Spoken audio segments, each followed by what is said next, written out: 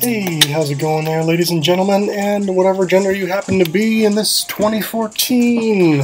This is Dan again, just here to talk about some 3DS games I've been enjoying playing over the last couple months.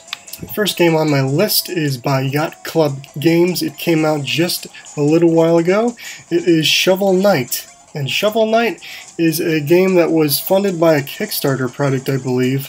It's also available on the Wii U eShop, as well as Steam on computer. Shovel Knight is a retro-styled platformer that has plenty of challenge. Many have compared Shovel Knight to games like Mega Man and old-school platformers. However, unlike those platformers, Shovel Knight has a unique way of balancing the difficulty in that there's a checkpoint system where there will be a series of 4 checkpoints per level, and when you get to those checkpoints you have the option to break that checkpoint and get more treasure so you can buy items and upgrades for your shovel, or you can just hit the checkpoint, not break it, and it'll work as an actual checkpoint. But if you break the checkpoint, it won't work. You'll go back to the beginning or you'll go back to the last checkpoint that's unbroken. It is much harder to get through the levels if you don't have checkpoints, unless you are a really hardcore gamer. So I prefer to use them, but it's really up to the person playing. The game provides a healthy challenge with or without the checkpoints. As you play these levels over and over again, you'll get better at them because you learn exactly how to get through it, and it feels so good just being able to rush through an area that you were previously stumped at before. Most stages will have a boss at the end of them, and I didn't put any in this video because I don't want to ruin them. But the bosses are they all have like a little gimmick you have to figure out to beat them. And once you figure the gimmick out, it's fairly easy. Another great part about this game is the soundtrack. I believe that one of the guys who composed music for the original Mega Man games was hired to help make the songs in this Shovel Knight. As an additional challenge, there's sheets of music scattered across all these different stages, and as you go through you can collect them and then sell them to a musician in the town, who will then give you the option to play back any of the songs from the game, sort of like a jukebox. So that's a nice thing for the people who are into the video game music and want to maybe listen to a certain track from a boss stage a little longer. Okay, this next game is Donkey Kong Country Returns 3D, and it's a game I had wanted for a long time because I actually originally owned it on the Wii when it came out for the Wii, but I had not gotten the 3DS version and was holding off because there's so many other things I wanted to get.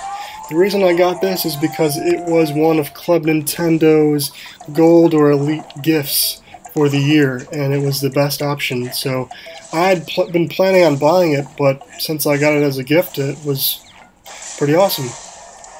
If you didn't play it when it was on the Wii, then I would suggest trying it on the 3DS because it works really great as a sort of pick up and play game, where I can play a level or two and then put it away and do something else.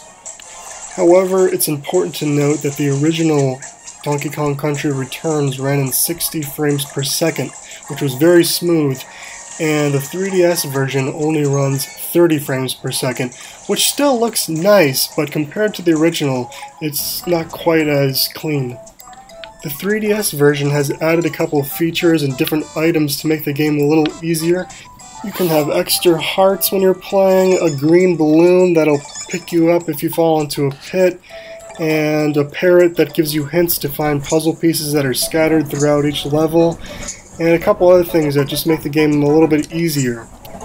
Which is nice for me. Like I said, I'm more of a casual platformer, and I did beat the game on the Wii when it first came out, but it is nice to go through it again and sort of just play it for fun. I'm not really trying to impress anybody here, so I don't have a ton to say about the game, except that if you haven't already, I recommend checking it out.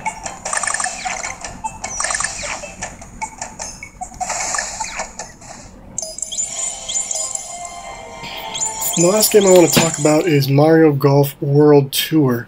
And this is a game I've been waiting on for quite a while because it had been delayed a couple times, and I was really looking forward to the online multiplayer experience that they had showed in some Nintendo Directs.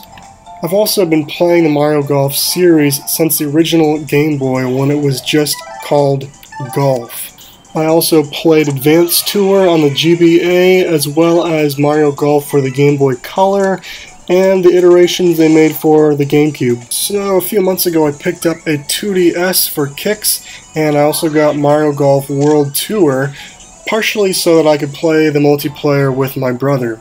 At first I was sort of frustrated with the game because it can be a little punishing at times, but then as I played it more and more I realized that put a good challenge in the game, and after a while I could see I was getting better and better at it. This game has a pretty big cast of all the Mario characters you could expect, from Kamek to Diddy Kong and Boo, Bowser, even Bowser Jr., whatever his name is, Baby Bowser. The graphics are top-notch. Looks like something that might have been on the GameCube almost, and all the courses are just beautifully rendered, from beaches to forests to Donkey Kong's jungle and Peach's palace. There's all sorts of different Mario-themed levels, and they're all really fun and provide a different sort of challenge. Also, this game has fantastic online mode where you can create a community and customize the type of play you want to play, from match play to stroke play to timed play. You can have up to 4 players from around the world. You can have it open to the public, or you can have it be private, and there's all sorts of things you can change, such as gathering if you want coins on or not, and it's really well done. Sometimes it can take a little while to find players to join your game though. As you play with people from different countries, you'll actually unlock different clothing based on their region. So it's kind of a little thing they threw in to go with the World Tour theme. There's also about 3 DLC packs available for this game, which you can buy all together for a discount or buy separately for a little more money. In retrospect, this is probably my favorite Mario Golf game of all time. So that completes my list. All of these games are available in Nintendo eShop, and Donkey Kong and Mario Golf are available full retail as well. If you like this video, comment, like, and subscribe. Let me know what games you're playing, and keep checking back for more 3DS updates. Thanks for watching.